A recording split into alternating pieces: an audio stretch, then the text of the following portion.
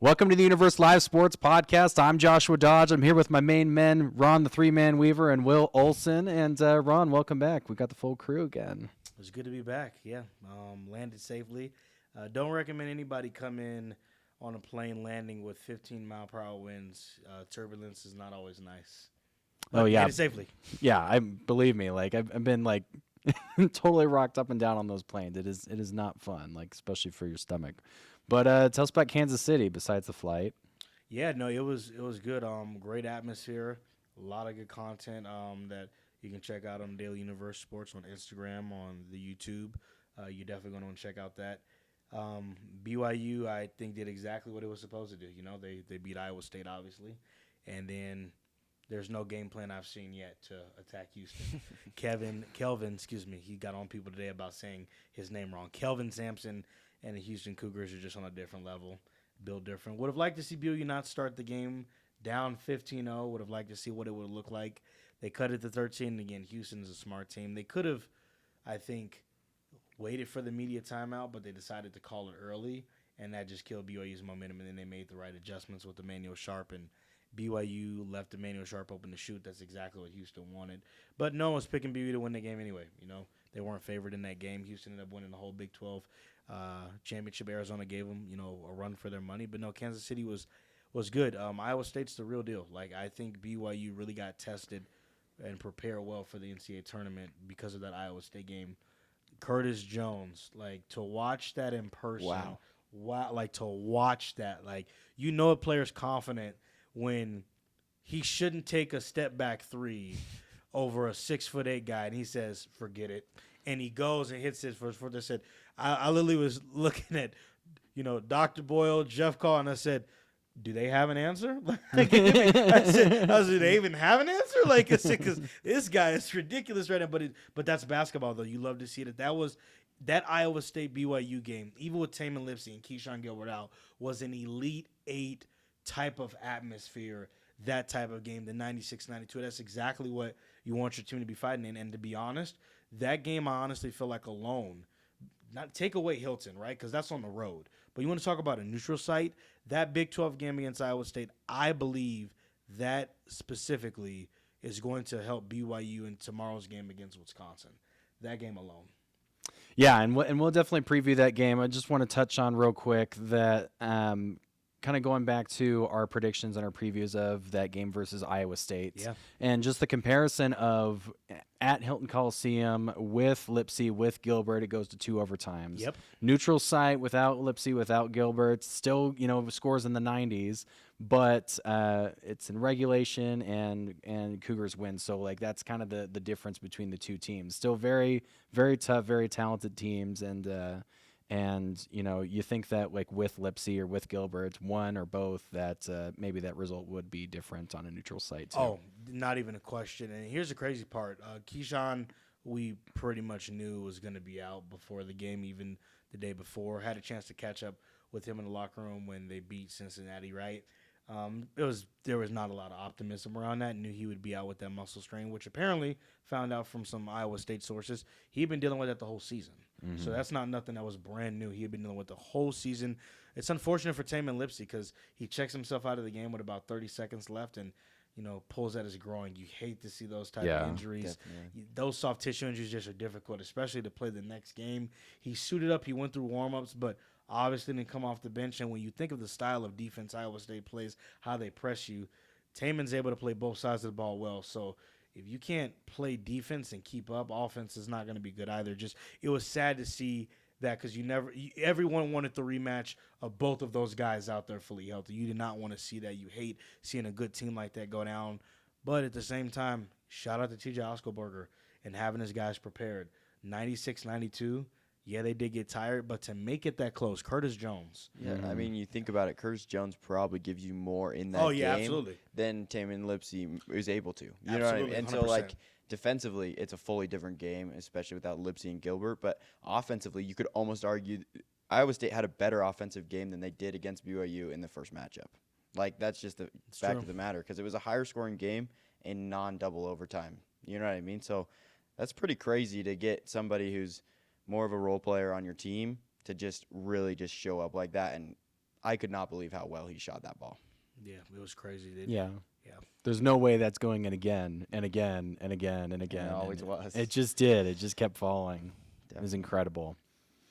All right, so like we talked about, BYU isn't able to do much of anything against Houston. I mean, who is? Obviously, we'll see that here in the NCAA tournament. But first matchup versus VCU, Cougars get the job done.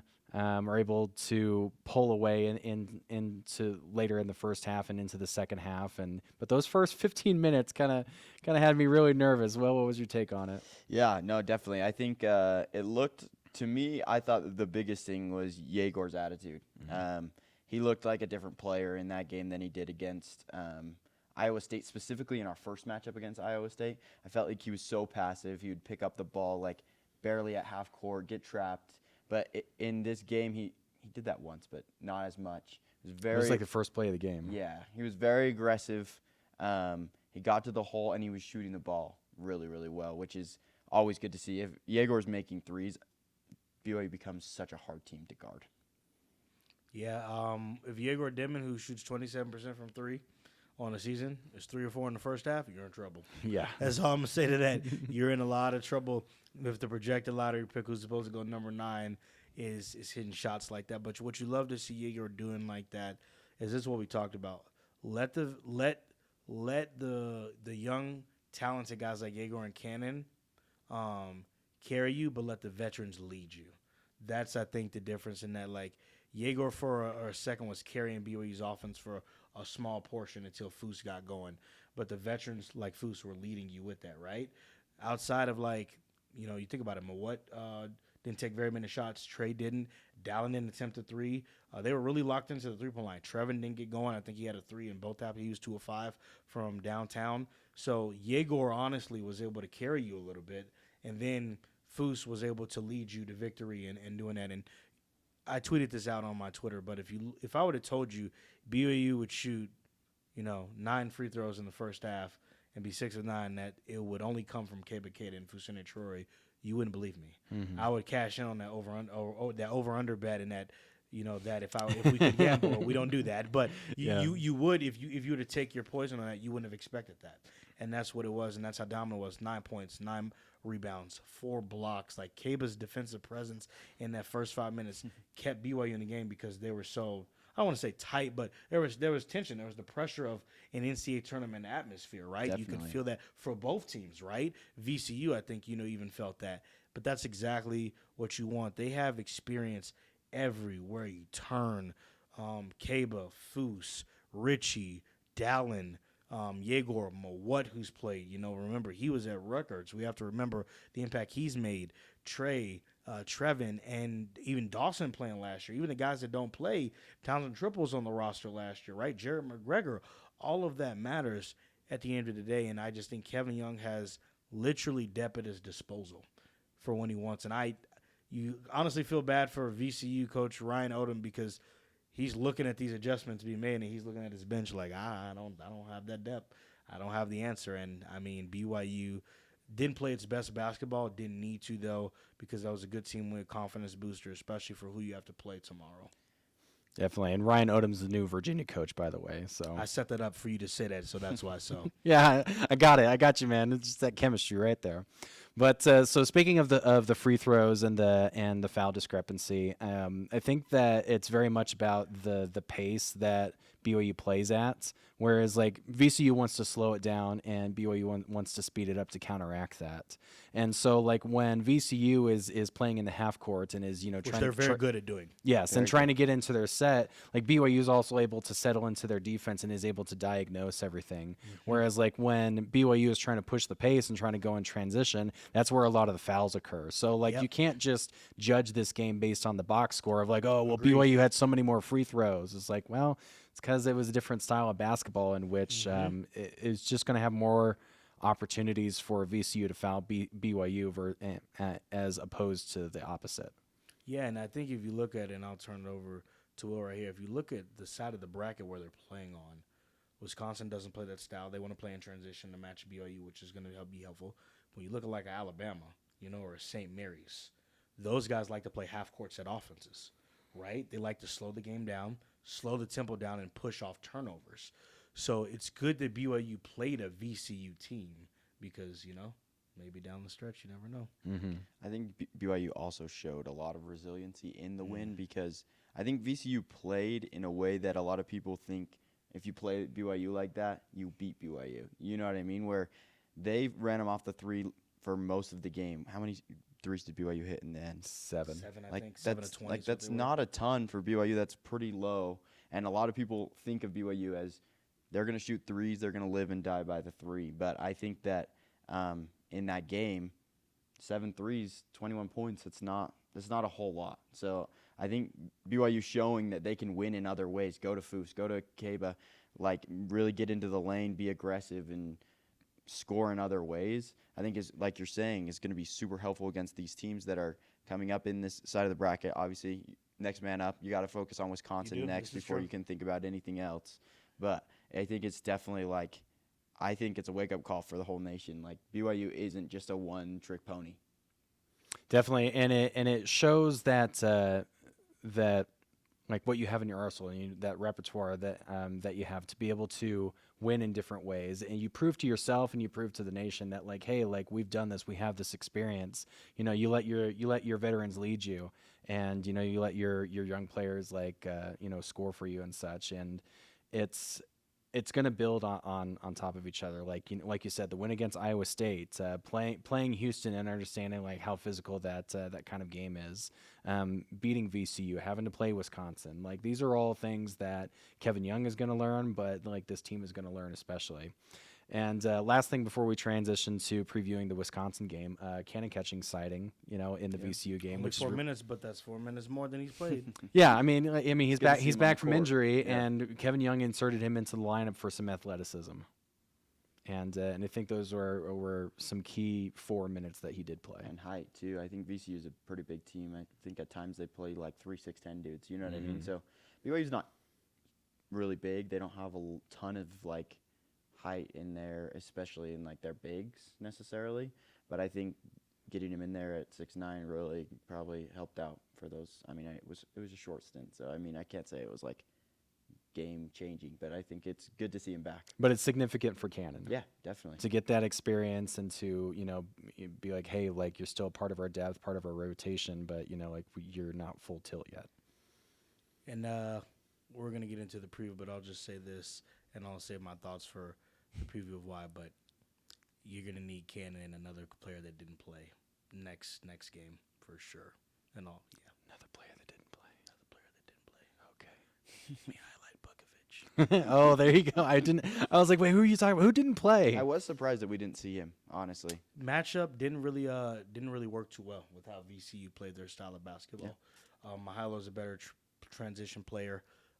He can't play in the half-court offense. I don't want to make it seem like he doesn't because he can. But just the matchups and how BYU wanted to dominate the paint. Remember this because BYU basketball, phenomenal job what they did on social media, by the way. Posted the locker room, and by the way, didn't know this. Didn't know that the Denver Nuggets in Ball Arena, you have full kitchens inside the locker rooms. Wow. Who would have noticed that? Yeah, if you go and look at the video, it's a full kitchen. It's like, I think a basket full of fruit in a refrigerator and a counter. I was like, is that a kitchen? Anyway, beside the point, small tangent note. Jokic has got to cook up a whole turkey. Coach got to cook up a whole turkey because he'd be cooking triple doubles. No, anyway, they said they wanted to control the glass. I think they were +6 or +9. They said they wanted to keep them off the foul line. BC only attempted what? It was six free throws. 6 free throws, Wow. and they made what? 4 of them. Mm-hmm. So the disparity there, and I can't remember the last one, right? But they accomplished the goals that they want to accomplish. There'll be different ones for Wisconsin, right? But they did those 3 things, and they ultimately won them the game. So the coaching staff has been great with their game plans, and even better because Kevin Young said this a handful of media availabilities ago, and he might have even said this when you were in Arizona because you asked great questions. But one of his responses specifically was, yes, because coaches have to call the right plays and put players in situations, but ultimately players have to make the plays. They have to be the ones to execute on the court. And I just thought that was so impactful because maybe even going back to last year, previous BYU teams, was it just maybe the players didn't execute? Was it that, the adjustments didn't come right? And not even just that, even this team. Earlier in the season, Texas Tech wasn't able to be stopped. TCU wasn't. So I think that this team has really, truly bought in and has executed the game plan really well, and you have to talk about that. Definitely. And one last note on Mihailo Boskovic. I think, in my opinion, he had the three most important plays, the 3-pointers against Iowa State. Absolutely. I thought that it was such a momentum shift. It was huge. able to keep the lead, to like really it was just a huge thing for him to hit those threes against Iowa State. So, all right, Wisconsin. 3-seed Wisconsin, 6-seed BYU. This is how many times have we advanced to the round of 32 now? 4 times. 4 times. So making history. Kevin Young making history. Also, other history. Did you see the other thing that he did? Yeah. First BYU, or like most wins by a first season BYU head coach. Yeah, crazy. He's got 25 as his in the debut season as a head coach. It's crazy. So shout out to Kevin Young. He's done phenomenal things.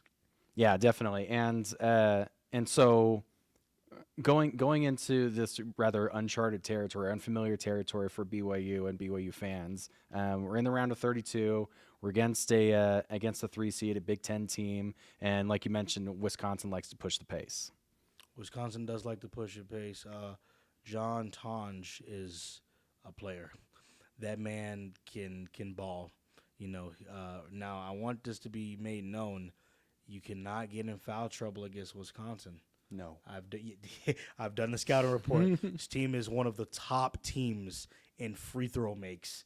And if you put them at the line, if you thought Utah was bad, and I'm going to look at the camera when I say that, you're in for a rude awakening. If you want to put Wisconsin at the free throw line, that's definitely going to be on the game plan to keep them off. They don't miss free throws, and John makes 91% of his free throws. Oh, jeez. That was like Jackson Robinson last year.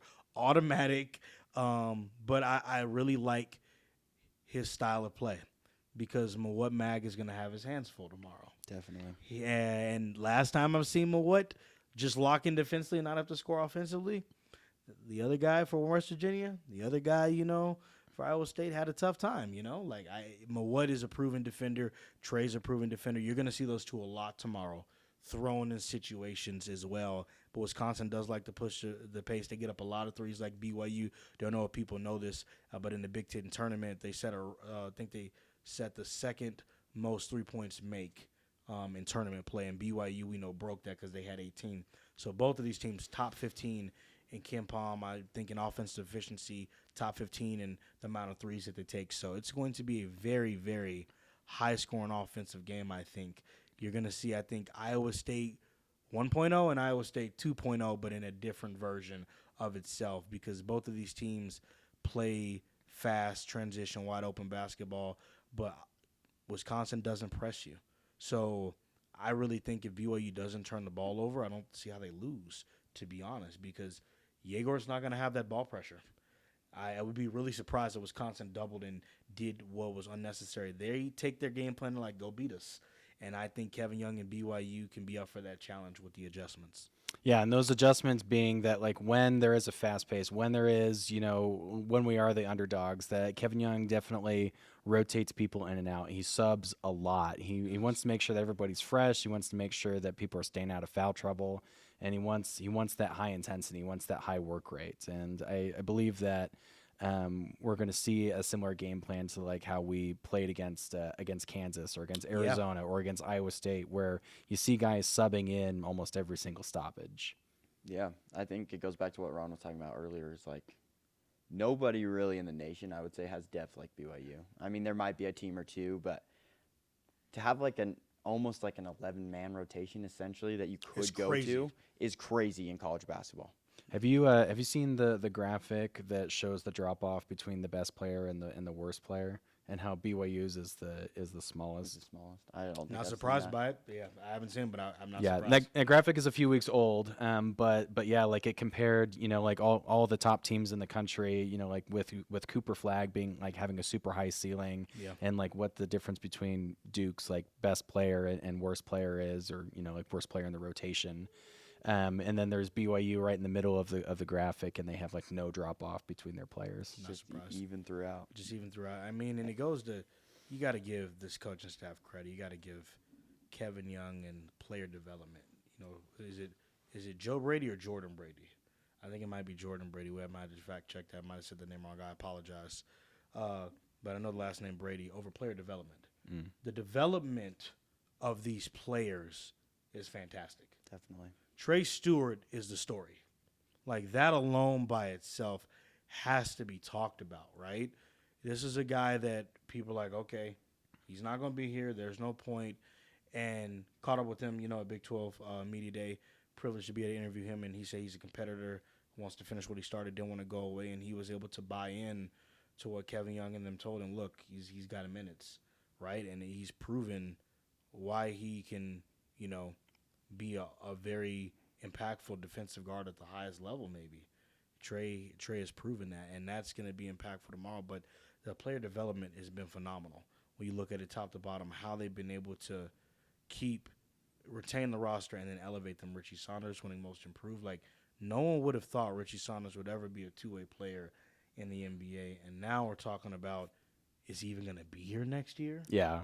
Can you retain him with NIL? I hate to bring that up, but like that's the discussion now. Yeah, for real. Like, now the discussion is, okay, Richie already went into the portal because we know the new coach is staff, but is he gonna go into the portal again to get paid? Like, that's a serious conversation now. Or do I go and start my career in the NBA because of Kevin Young and the staff, NBA style, pro-like style of the development? Because Richie is light years ahead of where anybody thought he would be. Well, yeah, you think about how Richie was used and how he played last year. Yeah. He was such a different player. He was guarding fours. Yeah, guarding fours, And blocking them. And blocking them, too, which is crazy. I would stay still mad. But it is crazy that full 360 or full 180 that he's done pretty much by he's become a way more reliable shooter. He isn't as much of a turnover risk. I felt like last year he turned the ball over a lot. And cheap fouls. And cheap fouls. Yeah, cheap fouls. Yeah, that's true. But this year he's just so much smarter. He's so much more reliable. And he's a first-team All Big 12 performer. That is incredible. Yeah. Definitely. So, our predictions for tomorrow. What do you got? All right, I'm taking BYU. It's going to be a high-scoring game, I think. Running gun. I think both teams want to do it. I think BYU has more depth, and they'll be able to outrun Wisconsin. And I think if they're making buckets, it's going to be really hard to get out and run against them. So I'm going to say BYU scores a lot. I'm going 90 to 82 for BYU. There you go. I'm going to go 89-84. I think it stays within a 6-point ball game. Wisconsin's very talented. They can stretch the floor. They start 2 7-footers. Sure. Right? They can stretch. And that's where now I'm going to get into why Caden Catchins and Mihailo Bolskovic, however you want to pronounce it, is going to be very impactful. Right? Mihailo didn't play against VCU. This is Mihailo's matchup. The 6'10", 6'11", stretch 5, can stretch the floor. Think about it. Wisconsin goes big with those guys that are 6'10", 6'11", but they don't like to be physical in the paint. They're not that. They stretch the floor a lot. Those guys can shoot threes, and they will, and they'll hurt you because of it. Kind of like BYU in a way. You think of Mihailo Bolskovic, but 2 of them, right? And that's what they have. Think about this. Bakeda, had 36 blocks on the season or got his 36th block. Between the 2 7-footers, they only have 30. Let that sink in for a second, right? That shows you that Wisconsin is not going to press you defensively. I think that's a weakness of theirs. They literally say, okay, go outscore us. I wouldn't want to do that with 3YU because BYU had 7 to 20. I'm going to be honest. You might see a Trevin nail sighting tomorrow. Trevin did not get the shots up that he wanted. VC did a great job pressuring. If you're going to leave BYU open, you're going to leave Richie open, you might see Arizona State all over again. You might see Richie Saunders and Trevor Nail backyard, backcourt, open gym type vibes. So it's going to be a very high-scoring game. BYU is going to go on a run. Wisconsin will go on a run. But I think when it's all said and done, Kevin Young and the staff has the adjustments. And, again, for the last 9 games outside of the Houston game and Iowa State in the tournament, they've been the hottest team in college basketball. You did not want to play them. They had every adjustment. They were poised. They were built for the big moments, and I think this will be another one tomorrow at 5:45 p.m. Mountain Time. I think BYU gets it done. They advance to the Sweet 16 for the first time since the Jimmer era, right? And who knows, man? You never know what's going to happen with other teams in the second-round game around the 32. But if BYU takes care of business against Wisconsin tomorrow, which I expect that they will, as Michael Jordan said, ceiling is the roof. There you go. Well, I've definitely had to learn my lesson on these predictions because it seems that 80 is the magic number for BYU, and they're definitely gonna have to move the ball tomorrow. They're having to move it around and get to that open guy, pass up a good shot for a better shot, a great shot, and so I'm also gonna go high scoring. I think we're gonna reach 100. Hundo. Woo! And not just Triple digits. He not was just the last BYU game to reach a hundo in the tournament. not just 100. I'm gonna say it's gonna be like 106 to 99. Whoa! Oh my goodness! Wow. Taking the over on the game. The over under is at 154.5. Josh going way over. Yeah, I'm going way over. It's going to be super exaggerated, but I will you know text me. you I always got to be super specific in my predictions and be wrong all the time. So, well, March Madness is still going on right now. I think we're still finishing up the last games of day 2 of round 1, and we start round 2 tomorrow. Everybody, don't rip up your brackets just yet unless you picked against BYU. And thanks for watching the Universe Live Sports Podcast, and have a great night.